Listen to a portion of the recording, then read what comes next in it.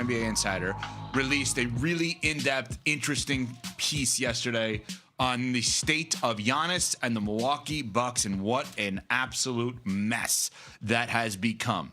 And it goes into great detail about the relationship between Giannis and the Bucks, the evolution of this season, how close they were to potentially trading him one day before the deadline, where they then called it off and said, now we can wait for a better deal, which I think they're probably right about in terms of that better deal in the offseason. More draft picks are freed up, et cetera, et cetera. But it was a fascinating piece. We have to walk through this one by one here.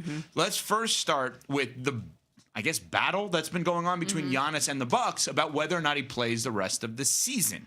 And he is banged up. He is legitimately injured. He's saying he's fine, ready to go. They're saying our doctors are not clearing you with, 3 games left in the year.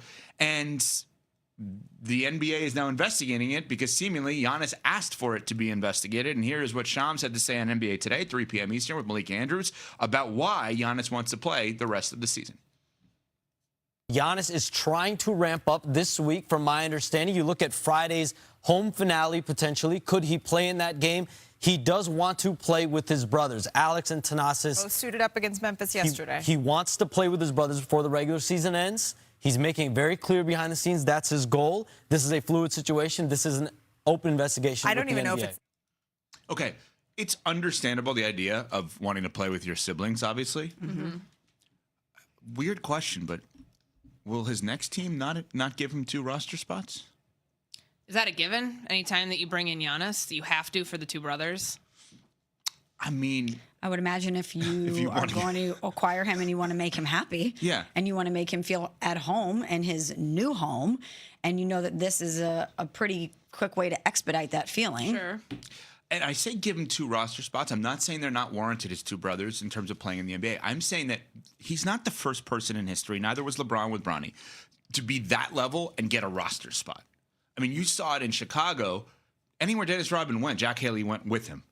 And it was very smart. And that was a good thing. Like, Dennis Rodman is a Hall of Fame player, and it was smart to reserve a roster spot to make him comfortable. Seth Curry, more than He's exemplary. a real NBA player, I know, though. but they all are. I'm not going to take shots at Thanasis or Alex or Jack Haley or anybody. But you're saying that whatever team he goes to, he's going to have a certain level of power in order to command 2 roster spots in addition to whatever else he wants. One would think. Or maybe he realizes he won't on his next team. And so this is the last chance he's got? I just think that that's not talked about enough. Like, why is this the last time for him to play with his brothers? Well, the last time potentially in a place that meant a lot to him and meant a lot to them, and a place that he won, and a place that, when this is all said and done, is likely going to be the franchise that he is most closely aligned with. Okay, so there's so many parts to this. We're going to get to the Doc Rivers part in a little bit, but let's talk about the Giannis part.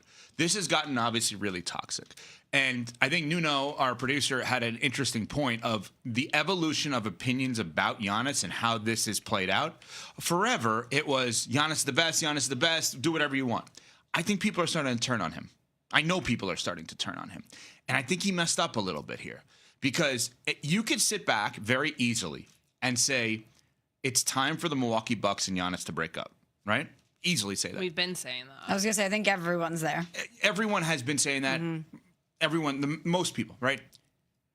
If he would simply, behind the scenes, ask out, no one would blame him for that. But now, putting the verses between he and the Bucks, we now play out, well, wait a minute. They did everything you wanted. Now you hate them all of a sudden?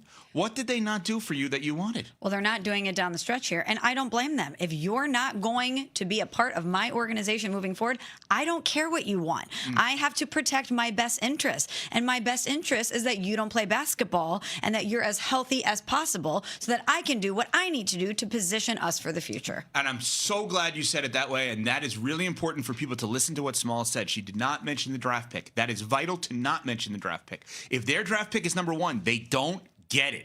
So this is not about draft positioning, because they don't have their pick. They get the lesser of theirs in the Pelicans. The better one actually goes to the Atlanta Hawks. I'm so glad you said it that way. This is not about tanking. It's about if you're not going to sign with us, we can't trade a guy with a, God forbid, torn ACL for as much as we would otherwise. We are protecting ourselves and doing what's best for us because you're not going to be a part of it. And when you were here, we did what you wanted. We brought in Dame. We have your family here. We made all the moves required in order to put you in the best position to win. And you did it once, and it felt incomplete because you didn't do it again. Great. Let's have a conscious uncoupling, as the great Gwyneth Paltrow said once when she and Chris Martin broke up. Let's both acknowledge that we've reached the end of the road here, walk away and do so in the best position for both of us. And to do it from the best position from our side, you cannot play in what is a losing effort anyway. I don't think fans, Bucks fans, Giannis fans were upset before he started unraveling the pieces of the season and like speaking publicly about it. So there was that stretch. He comes back from the calf injury and he says that on the broadcast. He's like, something feels off about this season. Well, no kidding. No kidding. The whole season, you were healthy for 12 games, fully healthy for 12 games. Like, of course something feels off, but we have been through this exercise with him every single year. Are you staying? Are you going? I always joke I can tell time in the summer when the GQ article drops about Giannis pondering his future in Milwaukee and whether he's going to stay there or go somewhere else. I just want to win a championship, and I want to do it here. Like, at multiple junctures along the way when he could have asked out, nobody would have blamed him. But because this thing got so fractured, so toxic, and so bad, just from looking from both sides, now he finally gets blamed in that. It's like, well, what could you have done more differently? The team's done everything. The team really did try. After 2021, they tried, and they lost because of his contract and because of how expensive it got. They had to let go of other pieces. They had to let go of Drew Holiday. They had to let go of the core of that championship team. What are you shaking your head at? That's not why they let those guys go. Why? They couldn't afford it got the anymore. guys he wanted.